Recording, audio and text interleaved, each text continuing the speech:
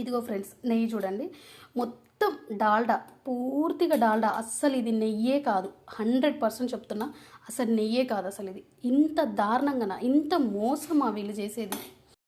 అస్సలు నేను ఈ వీడియో చేస్తా అని నేను అనుకోలేదు. ఒకవేళ చేసినా మా హస్బెండ్ నన్ను తిడతాడేమో అని భయంతోనే నేను ఈ 2-3 డేస్ ఈ వీడియో చేయలేదు. కానీ ఆ నెయ్యి డబ్బా చూసినప్పుడల్లా నా ప్రాణం కొట్టుకుంటుంది. ఎందుకనంటే అది నా చిన్న బిడ్డ, నా సంవత్సరంన్నర బిడ్డ పెట్టడానికని మేము తీసుకున్నాం నెయ్యి.